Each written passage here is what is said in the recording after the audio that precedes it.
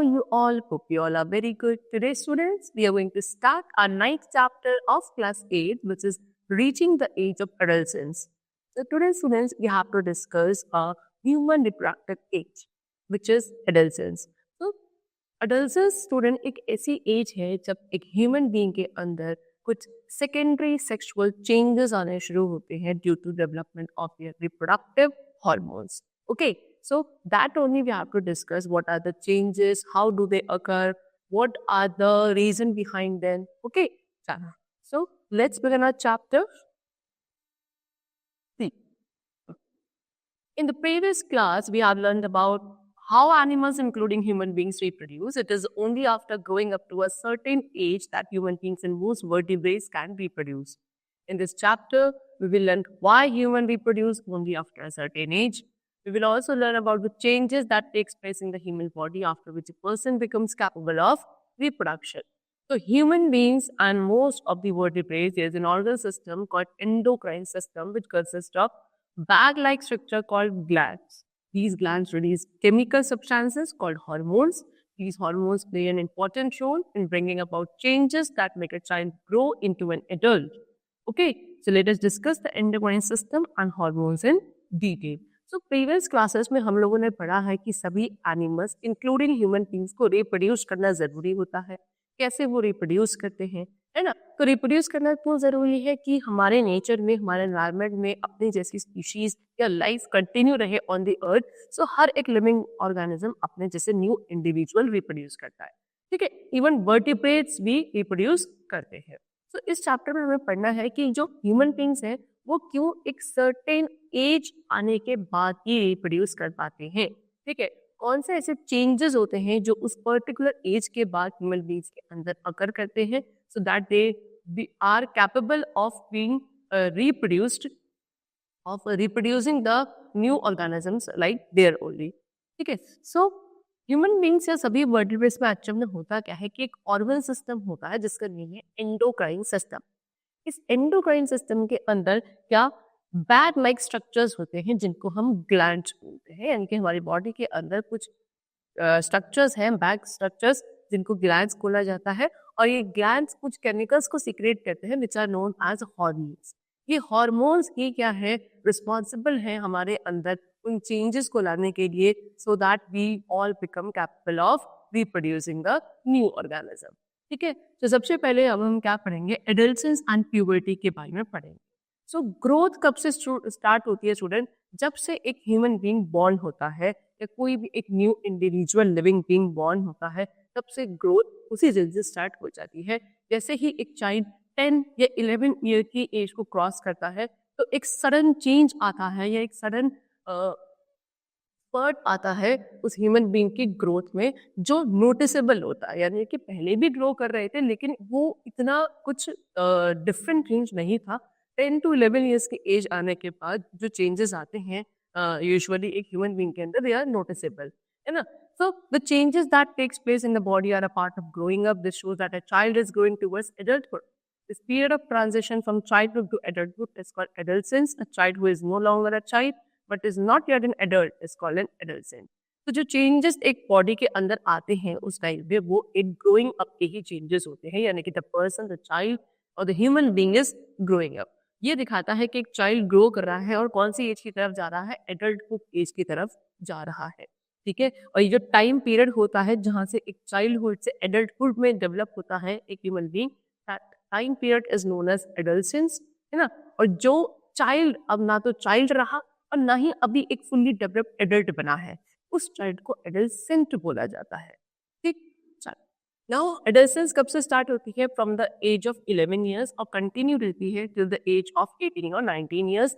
Adolescence क्या होता है? टीन्स में होता है, टीन एज में होता है. दैट मीन्स 13 to 19 ईयर्स में. इसलिए एडोलेसेंस को हम टीन एजर्स भी बोलते हैं.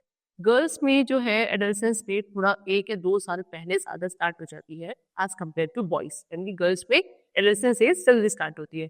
हाउएवर जो पीरियड है एडोलेसेंस का वो वेरी करता है फ्रॉम पर्सन टू पर्सन. सभी में एक ही टाइम पीरियड तक रहे जरूरी नहीं है. एडोलेसेंस कैरेक्टराइज किया जाता है कुछ चेंजेस के थ्रू, जैसे कि गर्ल्स में development of breast, facial hair और मॉस्टैचेस और बियर्ड इन बॉयज में होते हैं. तो ये फीचर्स क्या करते हैं, ये फीचर्स होते हैं जो आपके इस एडोलेसेंस स्टेज के अंदर डेवलप होते हैं, और इन फीचर्स की वजह से ही आप क्या कर पाते हो, एक मेल को फीमेल से डिस्टिंग्विश कर पाते हो, और इनको हम सेकेंडरी सेक्सुअल कैरेक्टर्स बोलते हैं। ठीक है, अब ह्यूमन बॉडी के अंदर ये सेवरल चेंजेस आते हैं एडोलेसेंस एज में। दैट मीन्स इन सभी चेंजेस को क्या बोला जाता है, सेट ऑफ प्यूबर्टी बोला जाता है। ठीक है, प्यूबर्टी क्या है, it is the stage of life when the human body becomes capable of reproduction. Puberty ends when an adolescent reaches reproductive maturity, that is becomes capable of reproduction। यानी कि puberty क्या है, लाइफ के वो से जब एक ह्यूमन बीइंग किसके कैपेबल हो जाता है, रिप्रोडक्शन के कैपेबल हो जाता है। ठीक है, और प्यूबर्टी एज तब वहां एंड हो जाती है जब एक एडolescent फुल्ली मैच्योर हो चुका है, यानी कि वो फुल्ली कैपेबल है ऑफ रिप्रोडक्शन, राइट। चलो, now the increased glandular activity that brings puberty also causes other physical changes in adolescents। अब जो अभी मैंने आपको बताया स्टार्टिंग में भी कि हमारे इन रिप्रोडक्टिव चेंजेस के लिए क्या एक सिस्टम होता है, दैट इज एंडोक्राइन सिस्टम, जिसके अंदर बैग लाइक स्ट्रक्चर्स होते हैं which are known as glands. अब ये जो ग्लैंड्स के अंदर चेंजेस आते हैं, जो ग्लैंडुलर एक्टिविटीज होती हैं, ये प्यूबर्टी एज को डेवलप करती हैं एक ह्यूमन बीइंग के अंदर, और साथ साथ और भी बहुत सारे फिजिकल चेंजेस हमारे अंदर आते हैं जिनके बारे में हमें डिस्कस करना है। So changes during puberty, puberty age में क्या क्या चेंजेस आते हैं, तो कुछ फिजिकल चेंजेस है जो एक ह्यूमन बॉडी के अंदर अकर होते हैं during puberty as. Number 1 is what, increase in height. ठीक है, सबसे पहला क्या है, हाइट में इंक्रीज होना। So what, at the period of puberty, the long bones, that is the bones of arms and legs, elongate. This makes a person tall. Initially, girls grow faster than boys, but both reach their maximum height by about 18 years of age. However, the rate of growth is different in different individuals. Generally, it can be noticed that the height of an individual in a family is more or less than that of the other members of the family. This is because the height depends on the genes inherited from parents. तो puberty age में क्या होता है कि जो हमारी body की long bones होती हैं, जैसे कि आपके आर्म और लेग्स की बोन्स, ये भी इलोंगेट होने लगती हैं, जिसकी वजह से जो हाइट है वो किसी भी पर्सन की बढ़ने लगती है और वो टॉल होने लगता है। ठीक है, इनिशियली स्टार्टिंग में गर्ल्स ज्यादा फास्टली ग्रो करती हैं in height as compare to boys, लेकिन दोनों ही अपनी मैक्सिमम हाइट तक आ जाते हैं कितनी एज से, बाय द एज ऑफ 18। ठीक है, फिर ये जो रेट ऑफ ग्रोथ है ये डिफरेंट होता है हर एक डिफरेंट इंडिविजुअल में, सभी में सेम हाइट ग्रो हो ऐसा जरूरी नहीं होता है। एक्चुअल में कंपेयर कैसे किया जाता है किसी भी पर्सन की हाइट को, कि उसकी हाइट उसके बाकी जो फैमिली मेंबर्स है उनके कंपेरिजन में वो कितना टॉल है कितना शॉर्ट है, क्योंकि हाइट क्या है, आपके जीन्स के, जो आपको अपने पेरेंट्स से जीन्स मिलते हैं, इनहेरिट होते हैं, उनके ऊपर डिपेंडेंट होती है। ठीक है, चलो next is change in body shape.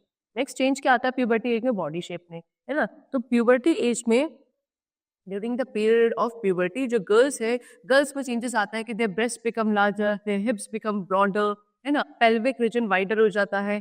Boys में शोल्डर्स ब्रॉड हो जाते हैं, चेस्ट वाइडर हो जाती है, फिर जो मसल्स हैं वो ज्यादा डेवलप होती हैं prominency as compare to girls. तो ये जो चेंजेस है जो बॉयज में आते हैं वो डिफरेंट होते हैं इनकी बॉडी में एज कम्पेयर टू गर्ल्स।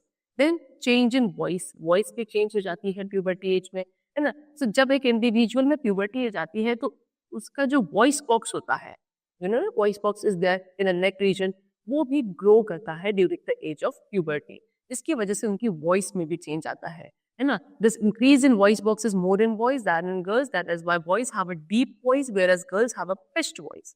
तो ये जो वॉइस बॉक्स इंक्रीज होता है वो बॉयज में ज्यादा होता है एज कम्पेयर टू गर्ल्स, इसलिए बॉयज की जो वॉइस होती है वो ज्यादा डीप हो जाती है आफ्टर द प्यूबर्टी एज, और गर्ल्स की कैसी होती है, थोड़ी सी हाई पिच्ड होती है। Growing voice box in voice can be observed as a protruding part called Adam's apple on the throat। ठीक है, थ्रोट पे इनका जो बॉयज में क्या होता है, जो इनका वॉइस बहुत ज्यादा ग्रो होता है एज कम्पेयर टू गर्ल्स, इस ग्रोइंग पार्ट को क्या बोला जाता है, एडम्स एप्पल बोला जाता है। ठीक, next is development of hair, hair का डेवलपमेंट। तो प्यूबर्टी एज में क्या है, वो बॉयज एंड गर्ल्स दोनों में जो हेयर है they start growing under armpit in the pubic region. यहाँ पे क्या हेयर्स क्या होने लगता है, ग्रो होने शुरू होते हैं। बॉयज में फेशियल हेयर आने लगते हैं, that's was moustaches and beard like this. ठीक है, फिर उनकी चेस्ट पे भी हेयर ग्रो करने लगते हैं। So these are the changes which occur in the boys in their puberty age. Then activity of sweat and oil glands, sweat और ऑयल ग्लैंड्स आपके डेवलप होने लगते हैं ना। तो स्वेट ग्लैंड्स को और सेबेशियस ग्लैंड होते हैं जिनको ऑयल ग्लैंड्स बोलते हैं, ये प्यूबर्टी एज में एक्टिव हो जाते हैं, जिससे स्वेटिंग का रेट है वो इंक्रीज हो जाता है इन द प्यूबर्टी एज, जिससे क्या होता है बॉडी ओडोर और स्किन कैसी होने लगती है, ऑयली होने लगती है।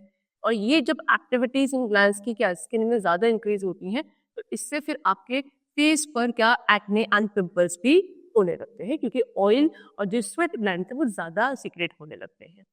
Next is behaviour and attitude में जो चेंजेस आते हैं, ये भी बहुत कॉमन है during the age of puberty, यानी कि intellectual development takes place in adults during the period of puberty. Intellectual development भी होता है पर्सन का during the age of puberty, है ना। एक इंडिविजुअल के सोचने का तरीका, थिंकिंग वे चेंजेस, ठीक है। उसके साथ एडल्ट्स क्या करने लगते हैं, tends to spend considerable time in thinking. In fact, it is often the time in one's life when the brain has a great capacity of learning.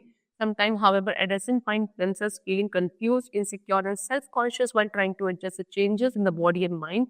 These changes are a natural part of growing up and are experienced by everyone. There is no reason to feel insecure. तो एडolescents क्या करते हैं, जब उनकी as puberty आती है तब उनकी में इंटेलेक्चुअल डेवलपमेंट भी होने लगता है, कि यानी कि वो अपना ज़्यादातर टाइम क्या सोचने में ज़्यादा क्या करते हैं, स्पेंड करने लगते हैं, ठीक है। वो जो उनके बॉडी में जो चेंजेस आ रहे होते हैं, ठीक है, उनके जो इंटेलेक्चुअल डेवलपमेंट हो रहा होता है उसके बारे में भी वो सोचते हैं, इनसिक्योर होते हैं। इसमें इनसिक्योर होने वाली कोई ऐसी बात नहीं होती है, बिकॉज ये चेंजेस कॉमन है और नेचुरल तरीका है आपकी बॉडी के ग्रो होने का, ये सभी में होता है। There is no way of feeling insecure in these kind of changes. इस टाइम पे आपकी लर्निंग एबिलिटी भी बहुत ज्यादा बढ़ जाती है, so you have to utilize this stage also in a good manner. Now development of reproductive organs. Reproductive organs जो होते हैं वो भी डेवलप होते हैं आपके रिप्रोडक्टिव एज में, ठीक है। सो प्यूबर्टी स्टार्ट होने के बाद जो reproductive that is sex organs जो है, मेल्स में टेस्टीज एंड पेनिस, ये क्या होने लगते हैं, डेवलप होने लगते हैं पूरी तरीके से। टेस्टीज क्या स्टार्ट कर देते हैं, स्पर्म प्रोड्यूस करना स्टार्ट कर देते हैं। गर्ल्स में ओवरीज एनलार्ज हो जाती हैं और वो एक मैच्योर एग क्या प्रोड्यूस करना स्टार्ट कर देती हैं। ओवरीज क्या करती हैं, मैच्योर एग्स को रिलीज करती हैं। Adolescents become capable of reproduction when the testes and ovaries start producing gametes, यानी कि अब एडल्सेंट क्या है, वो रिप्रोडक्शन के लिए कैपेबल हो जाते हैं जब male reproductive organ that is testis and the female reproductive organ that is ovaries, वो क्या अपने अपने गिनी सेल्स को प्रोड्यूस करना स्टार्ट कर देते हैं, ठीक है। नेक्स्ट है कि ग्रोइंग पीरियड में one should take nutritious diet for the proper growth of bones and other parts of the body, ठीक है। आपकी बोन्स की प्रॉपर ग्रोथ के लिए और बाकी बॉडी पार्ट्स के प्रॉपर ग्रोथ के लिए प्यूबर्टी एज में हमें क्या एक न्यूट्रिशियस और एक हेल्दी डाइट लेना जरूरी है। नाउ सेकेंडरी सेक्सुअल कैरेक्टर्स क्या होते हैं, सो जो आपके सेक्स सेल्स या गेमीट्स होते हैं, जैसे कि मेल्स में स्पर्मेटोजा, कॉमनली आप उसको स्पर्म कहते हो, and eggs that is ova in females, and gonads which are your sex organs जैसे कि टेस्टिस एंड ओवरीज, ये प्राइमरी सेक्सुअल कैरेक्टरिस्टिक्स बनाते हैं क्या, मेल एंड फीमेल सेक्स का।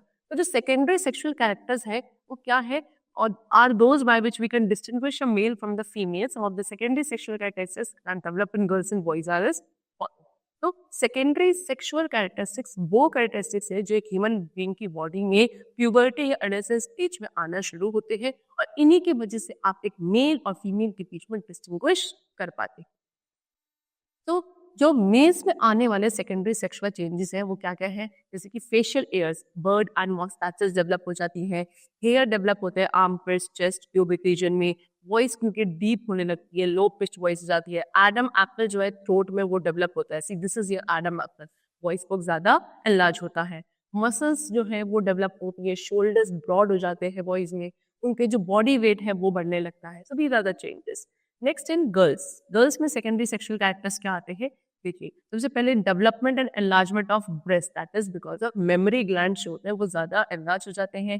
फिर हेयर डेवलप होने लगता है in the armpits and pubic region, hips broaden, pelvic region wide हो जाता है, मेंस्ट्रुअल साइकिल इनिशिएट हो जाती है, स्टार्ट होने लगती है, deposition of fat around hips and then developed high pitched voice, यानी कि गर्ल्स की क्या हाई पिच वॉइस होती है, श्रिल वॉइस होती है, बिकॉज उनका जो वॉइस बॉक्स है वो थोड़ा कम एनलार्ज होता है एज कम्पेयर टू वॉइस। अब ये सारे चेंजेस जो एक एडल्ट्स के अंदर आते हैं ड्यूरिंग देयर प्यूबर्टी एज, ये कौन कंट्रोल करता है, ये कंट्रोल करते हैं आपके hormones. What are hormones, that we have to discuss in this topic which is known as endocrine system and hormones. ठीक है, देखो अभी बताया था ग्लैंड। ग्लैंड क्या एक ऑर्गन है ह्यूमन बॉडी के अंदर जो क्या करता है, सिंथेसाइज करता है या रिलीज करता है कुछ सब्सटेंसेस को, और वो सब्सटेंसेस हमारी बॉडी के यूज के लिए होते हैं। ठीक है, सो हमारी बॉडी में दो टाइप के ग्लैंड्स होते हैं, एक ऐसे जिनमें डक्ट प्रेजेंट होते हैं और दूसरे ऐसे gland which are without duct. ठीक है, सो वो ग्लैंड जो डिस्चार्ज करते हैं अपने सिक्रेशंस को थ्रू अ डक्ट और ट्यूब, ट्यूब भी कह सकते हो, यानी कि कुछ ऐसे ग्लैंड्स है जिनमें डक्ट प्रेजेंट होते हैं, जो ट्यूब वाले प्रेजेंट होते हैं, और वो जब अपने सब्सटेंसेस को इस डक्ट या ट्यूब के थ्रू सीक्रेट करते हैं, ऐसे ग्लैंड्स को we call as exocrine gland. लेकिन example they have given salivary glands जो कि सलाइवा सीक्रेट करता है, गैस्ट्रिक ग्लैंड्स आपके स्टमक में प्रेजेंट होते हैं, वे secrete HCl that is hydrochloric acid and some enzymes. फिर म्यूकस सेल भी ये प्रोड्यूस करता है, म्यूकस। ठीक है, फिर स्वेट ग्लैंड्स होते हैं जो कि स्वेट प्रोड्यूस करते हैं। सेबेशियस ग्लैंड है जो सीबम, सीबम क्या है, एक फैटी ल्यूब्रिकेंट मैटर होता है ना। तो ये सब आपके कौन से ग्लैंड्स है, ये आपके एक्सोक्राइन ग्लैंड है। लेकिन अभी एक और सेकंड टाइप ऑफ ग्लैंड्स होते हैं जिनका काम क्या होता है कि उनके पास डक्ट प्रेजेंट नहीं होता है, यानी कि वो अपने सिक्रेशन को क्या डक्ट के थ्रू सिक्रेट नहीं करते हैं, और उन सिक्रेशंस को बोला जाता है हार्मोन्स, है ना। डायरेक्टली वो अपने इन हार्मोन्स को या अपने सिक्रेशंस को without the help of duct हमारे ब्लड स्ट्रीम में, ब्लड में रिलीज कर देते हैं, and such kind of glands are known as endocrine gland. So endocrine glands को हम लोग डक्टलेस ग्लैंड भी कहते हैं, एग्जाम्पल थायराइड। ठीक है, सो जो ग्रुप है एंडोक्राइन ग्लैंड्स का क्या करता है, वेरियस हार्मोन्स को प्रोड्यूस करता है, और ये मिलकर क्या बनाते हैं, हमारा एंडोक्राइन सिस्टम बनाते हैं। There are more than a dozen endocrine glands in the human body. ठीक है ना, 1 डजन से भी ज्यादा ह्यूमन बॉडी के अंदर एंडोक्राइन ग्लैंड प्रेजेंट है। Now we have to discuss about hormones. Hormone क्या है, हार्मोन जो वर्ड है वो एक ग्रीक वर्ड से आता है जिसका मीनिंग होता है to set in motion. That means hormones क्या करते हैं, इन्फ्लुएंस करते हैं, रेगुलेट करते हैं हमारी बहुत सारी बॉडी एक्टिविटीज को, जैसे कि metabolism, growth, mental development, emotional behaviour etcetera. ठीक है, अब इनके केमिकल स्ट्रक्चर के बेसिस पे 3 जनरल क्लासेस होती हैं हार्मोन्स की। Number 1 steroid hormones. ठीक है, अब ये हार्मोन्स है जो फंक्शन करते हैं specially in a variety of female functional sex hormones, all of which are lipids made from cholesterol. तो ये हार्मोन्स फंक्शन करते हैं स्पेशली कहाँ, जो आपके फीमेल फंक्शन, जो 6 ऑर्गन्स होते हैं जिनमें ज्यादातर वो किससे बने हैं, लिपिड से बने हैं, दैट इज फ्रॉम कोलेस्ट्रॉल से बने होते हैं, वहां स्पेशली ये फंक्शन करते हैं, इसलिए इनको स्टेरॉइड हार्मोन्स बोला जाता है। नेक्स्ट है अमीनो एसिड डेरिवेटिव्स। ये हार्मोन्स है जो कहाँ से मिलते हैं, अमीनो एसिड से, स्पेशली टायरोसिन। ठीक है, नेक्स्ट इज पेप्टाइड हार्मोन्स। ये हार्मोन्स क्या है, which are the most numerous और डाइवर्स ग्रुप ऑफ हार्मोन्स, सबसे ज्यादा डाइवर्स ग्रुप ऑफ हार्मोन्स यही होते हैं। अब कुछ प्रॉपर्टीज हार्मोन्स की गिवन है, जैसे कि हार्मोन्स को कौन सीक्रेट करता है, एंडोक्राइन ग्लैंड सीक्रेट करते हैं। ठीक है, ये स्पेसिफिक होते हैं फंक्शन पे, यानी कि किसी स्पेसिफिक टारगेट ऑर्गन, टिश्यू या सेल पे ही अपना फंक्शन करते हैं। स्मॉल क्वांटिटीज में रिक्वायर्ड होते हैं, इनकी जो एक्शंस होते हैं काफी लॉन्ग लास्टिंग होते हैं, है ना। They are secreted independently of one another, कोई भी हार्मोन किसी दूसरे हार्मोन के सीक्रेशन के ऊपर डिपेंडेंट नहीं होता है। ठीक है, ये कैसे एक्ट करते हैं, act as a chemical messenger they act, that हमारी बॉडी के मेटाबॉलिज्म, ग्रोथ और डेवलपमेंट को ये कंट्रोल कर सके। They are secreted in response to specific stimuli, specific stimuli के रिस्पॉन्स में ये सीक्रेट होते हैं, और केमिकली यानी कि किससे बने हैं, ये प्रोटीन्स, अमीनो एसिड और स्टेरॉइड से मिलकर हार्मोन्स क्या बनते हैं हमारी बॉडी में। Now what are the functions of hormone. So functions क्या क्या है हार्मोन्स के, पहला कि हार्मोन्स हमारी टिश्यू एक्टिविटीज को स्टिमुलेट करते हैं, हमारी बॉडी की ग्रोथ और रिप्रोडक्शन में हेल्पफुल होते हैं, हमारे मेटाबॉलिज्म को कंट्रोल करते हैं। Then they synthesize, store and utilize substances like glucose, glucose जैसे सब्सटेंसेस को पहले ये प्रोड्यूस करते हैं, स्टोर करते हैं, उसको यूटिलाइज भी करते हैं, प्लस हमारी बॉडी में वाटर और मिनरल्स को भी कंजर्व करते हैं।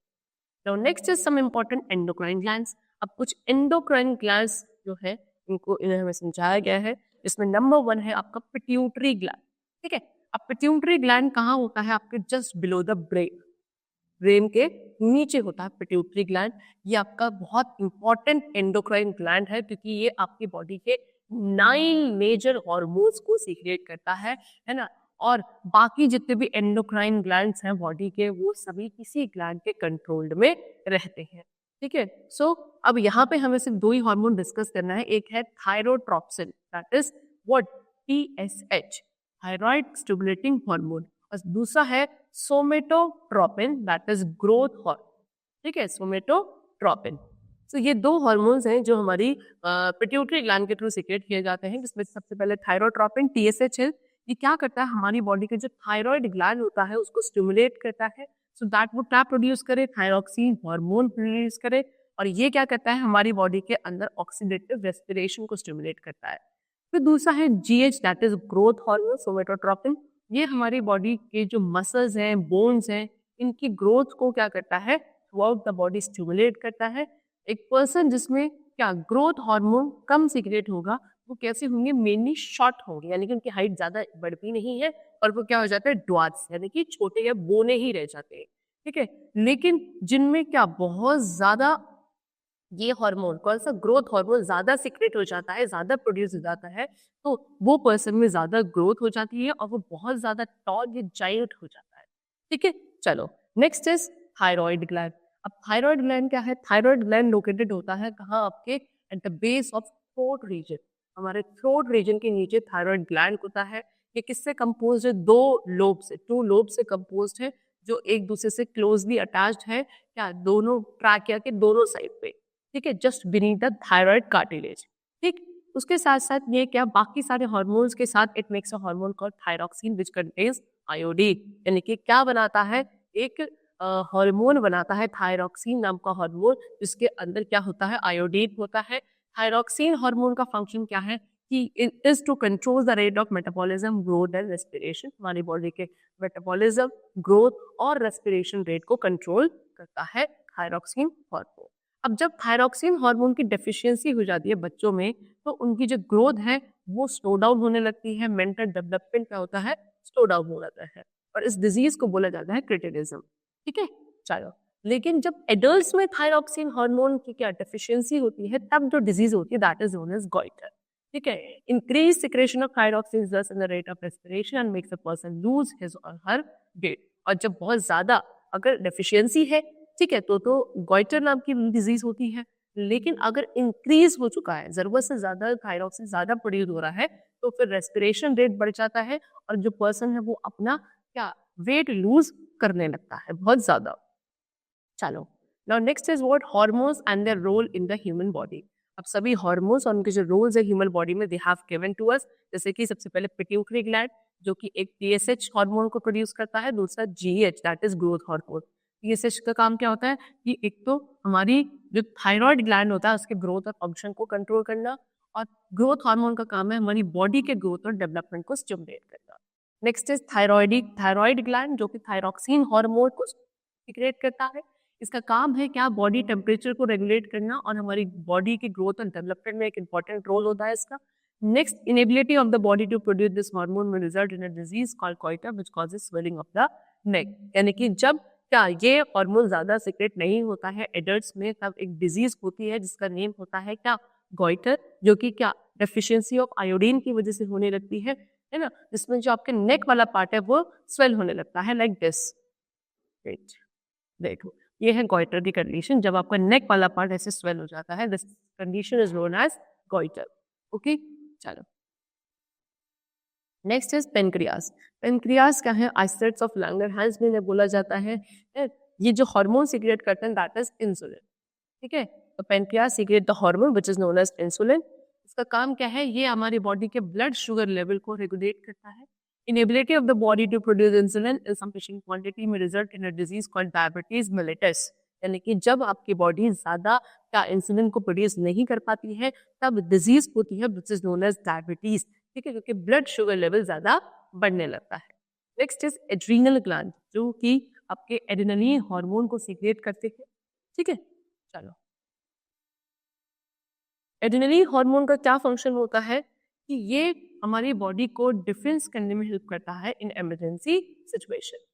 Next is ovaries. ओवरीज का एस्ट्रोजन नाम के हार्मोन को सीक्रेट करती हैं, जो कि फीमेल्स में एग प्रमोशन के लिए रिस्पॉन्सिबल हैं, और जो सेकेंडरी सेक्सुअल कैरेक्टरिस्टिक्स होते हैं फीमेल में उसको डेवलप करता है, बॉडी के जो 6 ऑर्गन्स है प्यूबर्टी एज में उनकी ग्रो करवाता है और मंथली प्रिपेयर करता है यूट्रस को for the pregnancy. Next is testis, ठीक है, they are in the males only and they produce a hormone which is known as testosterone.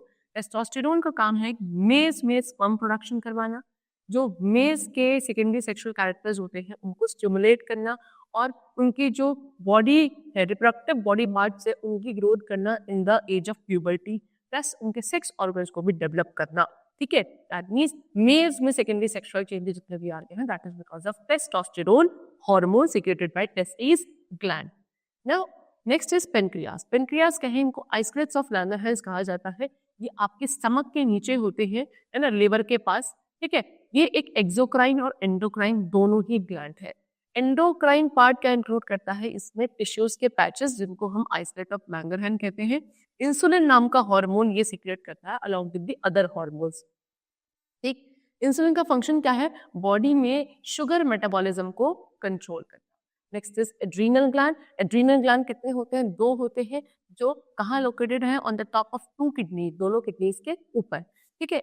हर एक एड्रीनल ग्लैंड क्या होता है, really 2 endocrine gland, the outer cortex and the inner medulla, ठीक है। चलो फिर मोस्ट वेल नोन हार्मोन, सबसे ज्यादा वेल नोन हार्मोन जो एड्रीनल या मेड्यूला जो है एड्रीनल का सीक्रेट करता है वो है एड्रेनलिन हार्मोन। एड्रेनलिन हार्मोन का क्या काम है, इसको हम फ्लाइट या फाइट हार्मोन भी कहते हैं क्योंकि हमारी बॉडी को प्रिपेयर करता है एक्ट करने के लिए, रिस्पॉन्स करने के लिए, डिफेंड करने के लिए, जब हम किसी स्ट्रेसफुल या पोटेंशियली डेंजरस सिचुएशन में होते हैं तब, है ना। It is because of this hormone that the body experiences emotional states such as anger, excitement, fear. ये जितने भी आपसे इमोशनल स्टेट्स आते हैं वो इसी हार्मोन की वजह से आते हैं, है ना। जो चेंजेस है brought about by adrenaline are widespread, very rapid and last for a very short time. Some of the changes brought about adrenaline are listed below. और इस एड्रेनलिन हार्मोन की वजह से जो चेंजेस आते हैं काफी वाइड स्प्रेड होते हैं, ज्यादा लंबे समय तक के लिए नहीं होते, काफी शॉर्ट टाइम के लिए क्या लास्ट करते हैं। अब क्या क्या चेंजेस आते हैं जब एड्रेनलिन हार्मोन एक्ट करता है बॉडी में, तो ये हमारी हार्ट बीट और ब्रीदिंग रेट को इंक्रीज कर देता है, ब्लड शुगर लेवल को इंक्रीज करता है ना, redistribution of blood away from the skin and gut capillary networks to the heart and skeletal muscle। यानी कि क्या वो ब्लड जो हमारा स्किन या जो हमारे गट कैपिलरी में जाता है उसकी सप्लाई किधर को रीडिस्ट्रीब्यूट कर दी जाती है, हार्ट और हमारे स्केलेटल मसल्स की तरफ रीडिस्ट्रीब्यूट कर दी जाती है, तो एड्रेनलिन हार्मोन ज्यादा सीक्रेट होने लगता है। नेक्स्ट क्या, erection of hair on the skin, ठीक है। क्या आपका नेक्स्ट है dilation of pupil of eyes, हमारे आईज के जो प्यूपिल है वो डायलेट हो जाते हैं। फिर हमारी बॉडी का ओवरऑल एनर्जी लेवल क्या होता है, इंक्रीज हो जाता है। Next is ovaries and testis, ठीक है। अब एंडोक्राइन पार्ट जो है मेल गोनाड्स के, ठीक है, यानी कि वो जो 2 टेस्टिस होती है जो male sex hormone which is testosterone produce करती है, और टेस्टोस्टेरोन का काम है क्या डेवलप करना, सेकेंडरी सेक्सुअल कैरेक्टर्स किसके, मेल्स के, बॉयज के डेवलप करना। फिर बात करते हैं एंडोक्राइन पार्ट किसके, फीमेल गोनाड्स के, जो कि 2 ओवरीज होती है, ये प्रोड्यूस करती है female sex organ which is known as estrogen. और एस्ट्रोजन का काम होता है क्या, फीमेल कैरेक्टर्स को, सेकेंडरी सेक्सुअल कैरेक्टर्स को कंट्रोल करना या डेवलप करना, ठीक है। चलो तो ये आपके हॉर्मोन्स थे ग्लैंड्स के साथ। Now we have to discuss roles of hormones in metamorphosis. Metamorphosis में हॉर्मोन्स का क्या रोल होता है, सी जिस सिल्क मॉथ होता है, सिल्क मॉथ क्या एक इंसेक्ट है, उसका जो कैटरपिलर होता है उसको क्या बहुत सारी स्टेजेस को पास करना पड़ता है एक एडल्ट बनने के लिए। ऐसे एक टेडपोल होता है क्या, फ्रॉग का बेबी, फ्रॉग का लार्वा जो होता है वो भी बहुत सारी स्टेजेस पास करता है टू बिकम अ फ्रॉग। तो ये जो प्रोसेस होता है from change from larva or caterpillar to an adult is called metamorphosis, ठीक है। अब प्रोसेस जो है मेटामॉर्फोसिस का इंसेक्ट्स में वो भी कंट्रोल किया जाता है बाय सम इंसेक्ट हार्मोन्स। तो इंसेक्ट्स में हार्मोनल सिक्रेशंस क्या रेगुलेट करता है, मेटामॉर्फोसिस और मोल्टिंग प्रोसेस को रेगुलेट करता है। नेक्स्ट एंडाइजोन या मोल्टिंग हार्मोन होते हैं इंसेक्ट के अंदर जो सीक्रेट किए जाते हैं बाय प्रोथोरिक ग्लैंड, ठीक है। और इनको कौन रेगुलेट करता है, उनके ब्रेन के न्यूरो सिक्रेशंस। फिर एक है जुवेनाइल हार्मोन या नियोटेनिन भी बोला जाता है, इसको सीक्रेट करते हैं कॉर्पस एलेटम के सेल्स, ठीक है। ये इंसेक्ट का जो लार्वा होता है उनके अंदर होते हैं सेल्स जो कि ये हार्मोन को सीक्रेट करते हैं और ये उनकी बॉडी के ग्रोथ के लिए रिस्पॉन्सिबल होते हैं। फिर फ्रॉग में जो प्रोसेस है मेटामॉर्फोसिस का, वो थायरॉक्सिन हार्मोन भी रेगुलेट करता है, जो कि थायराइड ग्लैंड इनके अंदर भी है, जो कि प्रोड्यूस करेगा। फिर टेडपोल क्या है, can not become an adult as there is a deficiency of iodine in the water where it is growing. तो टेडपोल क्या एडल्ट बिकम नहीं कर पाता, एडल्ट में डेवलप नहीं हो पाता, क्योंकि पानी के अंदर क्या आयोडीन की डेफिशिएंसी होती है, जहाँ पे उसकी ग्रोथ होती है, यानी कि जब तक उसकी ग्रोथ नहीं होती वो पानी के अंदर ही रहता है। So this is because the production of thyroxine require the presence of iodine, है ना। तो इसीलिए क्या थायरॉक्सिन की जो प्रोडक्शन है, प्रोड्यूस होना जरूरी होता है, जिसके लिए आयोडीन की प्रेजेंस जरूरी है। Next is reproductive phase of life in humans. ठीक है, ह्यूमन बींग्स में रिप्रोडक्टिव फेज कैसा होता है वो हमें डिस्कस करना है। तो ह्यूमन फीमेल्स की बात करें तो ह्यूमन फीमेल्स में रिप्रोडक्टिव फेज जो है उनकी लाइफ का, वो प्यूबर्टी में स्टार्ट होता है और जनरली कब तक करता है, अप्रॉक्सीमेटली 45 टू 50 ईयर्स तक चलता है। ठीक है, रिप्रोडक्टिव फेज जो है वो पर्सन टू पर्सन भी वेरी करता है।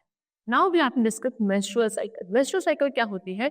In males the reproductive phase last for a longer time than females. The reproductive period in females begins at puberty and lasts till the age of about 45 to 50 years. Ovaries start becoming mature with the onset of puberty. One of the ovaries release one ovum once in a month. This is called ovulation. The wall of the uterus becomes fixed to receive the egg. In case fertilization occurs, this results in pregnancy.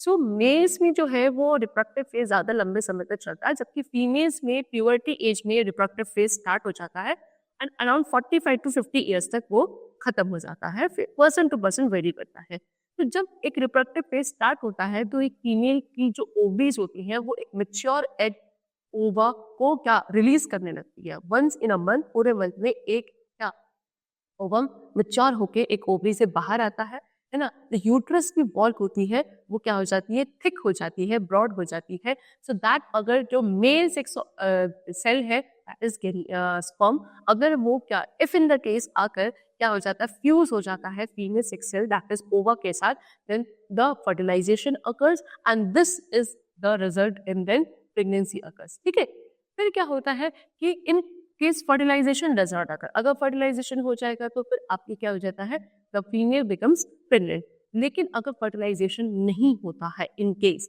तब क्या होता है, जो egg है तो release हुआ था और जो यूट्रस की लाइनिंग की जो ब्रॉड हो जाती है वो ब्लड और टिश्यूज के साथ डिस्चार्ज हो जाती है out of the vagina. Vagina is the female part, reproductive part. इसकी वजह से क्या होता है, causes bleeding in women and the process is called menstruation. इसकी वजह से जब वो डिस्चार्ज किया जाता है तो वुमेन में ब्लीडिंग होती है और इसको बोला जाता है मेंस्ट्रुएशन प्रोसेस। ठीक है, ये क्या वंस इन 28 टू 30 डेज। ठीक है, हर मंथ में 28 टू 30 डेज के टाइम पीरियड के बाद ये एक बार आपका मेंस्ट्रुएशन पीरियड चलता है। पहला जो मेंस्ट्रुअल ब्लीडिंग होता है वो प्यूबर्टी स्टेज में स्टार्ट होता है, जिसको मेनार्ज कहा जाता है। बिगिनिंग में जो मेंस्ट्रुअल साइकिल होती है वो इरेगुलर होती है, लेकिन धीरे धीरे कुछ टाइम बाद रेगुलर होने लगती है। मेंस्ट्रुअल साइकिल जो है वो वुमेन में फिर एंड हो जाती है at the age of about 45 to 50 years में। और जो स्टॉपेज होता है मेंस्ट्रुअल साइकिल का that is known as menopause. फिर जो इवेंट्स होते हैं which occur during menstrual cycle, menstrual cycle के दौरान क्या क्या चेंजेस होते हैं, जैसे कि एग का मैच्योर होना और उसका फिर रिलीज होना। तो यूट्रस वॉल क्या हो जाती है, थिक हो जाती है। तो यूट्रस वॉल के अंदर एग आता है अगर फर्टिलाइजेशन हो जाता है, जिसमें फिर बाद में वही उसका डेवलपमेंट होता है। फिर यूट्रस वॉल शेड ऑफ होने लगती है जब मेंस्ट्रुअल ब्लीडिंग होती है, अगर फर्टिलाइजेशन नहीं होता। ठीक है, now determining the sex of the baby. अब जो बेबी है उसके सेक्स को कि वो मेल होगा या फीमेल होगा कैसे डिटरमाइन किया जाता है, तो जो क्रोमोसोम्स होते हैं वो डिटरमाइन करते हैं कि जो अनबॉर्न बेबी है मदर के वॉर्म के अंदर अभी वो बेबी बॉय है या बेबी गर्ल है। क्रोमोसोम्स क्या होते हैं, ये थ्रेड लाइक स्ट्रक्चर्स होते हैं जो किसी भी सेल के न्यूक्लियस के अंदर प्रेजेंट होते हैं। ठीक है, और ये पेयर्स में होते हैं हमेशा। तो हर एक नॉर्मल ह्यूमन सेल के अंदर 23 पेयर्स ऑफ क्रोमोसोम्स होते हैं, जिनमें एक पेयर किसका होता है, सेक्स क्रोमोसोम्स का होता है। और ये जो दो सेक्स क्रोमोसोम्स होते हैं इनका नेम होता है X and Y. Female cell के अंदर X X pair of sex chromosome होता है, जबकि मेल सेल के अंदर X Y pair of sex chromosomes होता है। See this is father male, इनके अंदर एक्स वाई सेक्स क्रोमोसोम होंगे, एंड दिस इज मदर जिनके अंदर एक्स एक्स क्रोमोसोम्स होंगे। तो जब फर्टिलाइजेशन होता है, यानी कि जब male sex cell that is gamete किसके साथ, female sex cell sorry male sex cell which is sperm fuse होता है फीमेल सेक्स सेल ओवा के साथ, तब उनके साथ एक एक क्रोमोसोम भी जाके फर्टिलाइज होता है। तो अगर यहाँ से क्या स्टूडेंट, यहाँ से तो दोनों में ही चांसेस है कि क्योंकि फीमेल्स के पास दोनों ही क्रोमोसोम सेम होते हैं एक्स एंड एक्स, तो यहाँ से हर एक कंडीशन में क्या एक्स सेल ही आएगा। तो अगर यहाँ से एक्स सेल आता है, यहाँ से भी एक्स सेल आता है, then X becomes what, female क्या, बेबी गर्ल। तो क्या होता है, फीमेल बेबी गर्ल होती है। लेकिन यहाँ से अगर एक्स आता है, यहाँ से वाई आता है, then X Y becomes what, baby boy. ठीक है, सो चलो आगे गिवन है कि जो गेमीट्स होते हैं यानी कि स्पर्म में ओवा, इनमें से one set of chromosome present होता है। बाकी सब में कितने, दो दो सेट क्रोमोसोम्स के प्रेजेंट होते हैं, लेकिन जो गेमीट सेल होता है one set of chromosome is present. तो जो फर्टिलाइज्ड ओवम होता है उसमें तो हमेशा वन एक्स क्रोमोसोम रहेगा। स्पर्म में दोनों में से कोई सा भी सेक्स क्रोमोसोम हो सकता है, आइदर एक्स और वाई। तो अगर एक ऐसा स्पर्म जिसके अंदर एक्स सेक्स क्रोमोसोम है वो फर्टिलाइज होता है ओवम के साथ, तो जाइगोट के अंदर क्या जाएगा, एक्स एक्स पेयर जाएगा, जिसकी वजह से the baby will be a girl. लेकिन अगर स्पर्म जिसके अंदर वाई एक्स क्रोमोसोम वो जाके फर्टिलाइज होता है ओवम के साथ, तो जाइगोट के अंदर कौन सा पेयर बनेगा क्रोमोसोम का, एक्स एंड वाई, है ना, then that means the baby will be a boy. ठीक है, चलो now next is reproductive health.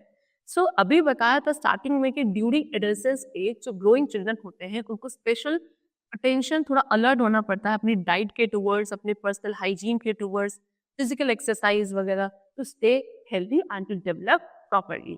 ठीक है, चलो सो सबसे पहले nutrition needs of adolescence. Adolescence की न्यूट्रिशनल नीड्स क्या क्या है कि एक एडोलेसेंट इंडिविजुअल को क्या एक बैलेंस डाइट लेनी चाहिए अपने आप को हेल्दी रखने। एक टिपिकल बैलेंस डाइट के अंदर carbohydrate, fats, protein, vitamin, mineral, roughage, water in adequate proportion present होना चाहिए। हमारी जो ट्रेडिशनल इंडियन डाइट है उसको हम एक बैलेंस डाइट कहते हैं, क्योंकि इसके अंदर सभी न्यूट्रिएंट्स आते हैं जो एक ह्यूमन बॉडी को हेल्दी रहने के लिए रिक्वायर्ड होते हैं। तो क्या क्या पॉइंट्स हमको माइंड में रखने हैं सो दैट हम अपनी एडोलेसेंस की न्यूट्रिशनल रिक्वायरमेंट्स को फुलफिल कर सकें। तो सबसे पहले कि one should include plenty of milk and milk products under that. बहुत ज़्यादा मिल्क या मिल्क प्रोडक्ट्स डाइट में लेने चाहिए, फ्रेश फ्रूट्स खाने चाहिए, ग्रीन लीफी वेजिटेबल्स खानी चाहिए, egg, meat, fish, so that protein का प्रॉपर अमाउंट मिले। अवॉइड कंज्यूमिंग जंक फूड, कम खाना चाहिए, क्योंकि ज़्यादा जंक फूड खाने से क्या होता है आपकी बॉडी में जो इंपॉर्टेंट न्यूट्रिएंट्स है उनकी डेफिशिएंसी होने लगती है, जैसे कि प्रोटीन, विटामिन एंड मिनरल्स। ये ज़रूरी है आपकी बॉडी की ग्रोथ के लिए। Since girls starts menstruating at this age, they need to consume foods rich in iron, calcium and zinc. क्योंकि गर्ल्स में menstruation हो जाता है, ब्लीडिंग स्टार्ट होने लगती है स्टेज में, तो इनको ऐसे फूड खाने चाहिए, ऐसे food materials which are rich in iron, calcium and zinc. ठीक है, स्टेल या फिर एक्सपोज फूड नहीं खाना चाहिए। नेक्स्ट क्या, पर्सनल हाइजीन भी बहुत इंपॉर्टेंट है एडोलेसेंस एज में। ठीक है, बिकॉज स्वेटिंग एक बहुत बड़ी प्रॉब्लम होती है एडोलेसेंस एज में, क्योंकि सेबेशियस ग्लैंड आपके ज़्यादा एक्टिव हो जाते हैं, तो बैक्टीरिया ज़्यादा मल्टीप्लाई करने लगते हैं स्वेट के अंदर, है ना, जिससे बैड ओडोर आने लगती है। So one can manage this odour by bathing daily and wearing clean clothes, undergarments should be change every day. ठीक है ना, सो क्या हम इस गंदी जो ओडोर होती है इसको मैनेज कर सकते हैं डेली नहा कर, और साफ क्लोथ्स पहन के, अंडरगारमेंट्स रेगुलरली चेंज होने चाहिए। फिर डिओड्रेंट्स और जो टैल्कम पाउडर है इनको भी आप यूज कर सकते हो अपनी बॉडी ओडोर को क्या करने के लिए, कंसील करने के लिए और बॉडी को ड्राई रखने के लिए। क्लीनलीनेस रखना जरूरी है सो दैट आपकी बॉडी में कोई भी इन्फेक्शन ना हो मेंस्ट्रुएशन के थ्रू या आफ्टर मेंस्ट्रुएशन के बाद, स्पेशली इन द गर्ल्स। ठीक है, next, large number of adolescents are affected by acne और पिंपल्स। एक्ने और पिंपल्स बहुत बड़ी प्रॉब्लम होती है एडोलेसेंस एज में। तो क्या करना चाहिए, फेस को एक माइल्ड नॉन ऑयली सोप से क्लीन करना चाहिए, सो दैट आपकी स्किन क्लीन रहेगी, तो आपके क्या पिंपल्स कम होंगे। तो पिंपल्स अगर फिर भी होते हैं तो we should never pick them, है ना, ना ही उन्हें स्क्वीज करना चाहिए, उससे परमानेंट स्कार आपके फेस पे आ जाते हैं। कुछ केसेस में तो एक्ने क्या मेडिकल अटेंशन भी रिक्वायर करते हैं। फिर आपको अपने हैंड्स को प्रॉपरली वॉश करना चाहिए, खाना खाने से पहले, खाना खाने के बाद, अपने टीथ माउथ को प्रॉपरली हर एक मील के बाद क्या करना चाहिए, वॉश करना चाहिए। देन क्लीन टॉयलेट्स का यूज आपको करना चाहिए for defecation. One should not urinate and defecate in open fields और एट द रोड साइड। ठीक है, रोड साइड या ओपन फील्ड्स में हमें कभी भी डेफिकेट या यूरिनेट नहीं करना है। फिर one should never poke his or her ears or nose with fingers. Use cotton buds or clean handkerchief or tissue paper for cleaning these body parts. अपने ईयर्स को, अपने नोज को क्लीन करने के लिए फिंगर्स को कभी पोक नहीं करना चाहिए, आप किसका यूज कर सकते हो, कॉटन बड्स का या एक साफ हैंडकरचीफ का यूज कर सकते हो अपने इन बॉडी पार्ट्स को क्लीन करने के लिए। Then in public places belching and farting ये सब अवॉइड होना चाहिए by all means. Balance diet अगर हम प्रॉपर टाइम में लेंगे तो कॉन्स्टिपेशन की प्रॉब्लम नहीं होगी, ना कि आप कोल गैसेस क्या करोगे, रिलीज करोगे। और third is physical exercise. Physical exercise में क्या है कि टीनेज पर्सन्स को रेगुलर फिजिकल एक्सरसाइज भी करनी चाहिए फ्रेश एयर में, सो दैट उनकी बॉडी फिट एंड फाइन रहे, है ना। Brisk walking, running, jogging, aerobics, outdoor game, cycling, swimming, skipping, dancing, ये कुछ अच्छे फिजिकल एक्सरसाइज हैं। हमें क्या मॉर्निंग और इवनिंग वॉक के जाने के लिए मतलब घूमने की अच्छी हैबिट अपने अंदर डेवलप करनी चाहिए। Next is ads. एड्स क्या है? एड्स है एक्वायर्ड इम्यून डेफिशिएंसी सिंड्रोम। ठीक है, ये क्या है? ये एक डिजीज है जो HIV वायरस के थ्रू कॉज होती है ना। ये वायरस क्या करता है? ये एक पर्सन की नेचुरल डिफेंस मैकेनिज्म को, उसकी बॉडी को डिस्ट्रॉय कर देता है, सो दैट उसकी बॉडी, पर्सन की बॉडी ज्यादा प्रोन हो जाती है टू डिजीजेस। क्या क्या कॉजेज है एड्स के? First is sharing of the needle of the syringe for injecting drugs, यानी कि जब आप क्या जो सिरिंज है जिसके थ्रू क्या ड्रग्स इंजेक्ट किए जाते हैं वो शेयर कर रहे हो। ठीक है, इन्फेक्टेड पर्सन वाली जो सिरिंज है उसको अगर किसी हेल्दी पर्सन में इंजेक्ट किया जाएगा तो उसे भी वो क्या बीमारी हो सकती है। फिर अनप्रोटेक्टेड सेक्स होता है अगर इन्फेक्टेड पर्सन के साथ, तो भी ये बीमारी हो सकती है। Then transfusing blood into the body of a healthy person from an infected person. कोई इन्फेक्टेड पर्सन के ब्लड को जब एक हेल्दी पर्सन की बॉडी में ट्रांसफ्यूज कर दिया जाता है, then also this disease can be cause. फिर इन्फेक्टेड जो मदर होगी वो भी HIV को पास कर देती है, किसके थ्रू? अपने मिल्क के through to an infant. Now next is how to prevent AIDS. AIDS को कैसे प्रिवेंट किया जा सकता है? डिस्पोजेबल सिरिंजेस को यूज करके। नेक्स्ट, रजिस्टर्ड ब्लड बैंक से ही आप ब्लड लो फॉर ट्रांसफ्यूजन एंड ऑल। फिर सेफ एंड प्रोटेक्टेड सेक्स के through, that is by always using what condoms and all which are kind of contraceptive measures. Next is HIV infected mother को कभी भी अपने बेबी को breast feeding नहीं करवानी चाहिए, बिकॉज उससे भी क्या ये वायरस पास हो सकता है to the infant baby. Okay, चलो, so the chapter is completed over here. We have discussed all the changes which occur in the adolescence age, the endocrine system, the menstrual cycle which occur in the female, and all the secondary sexual changes and their causes. So the chapter is completed. I hope the chapter is very clear to you. We'll meet you very soon. Till then, take care. Thank you, everyone.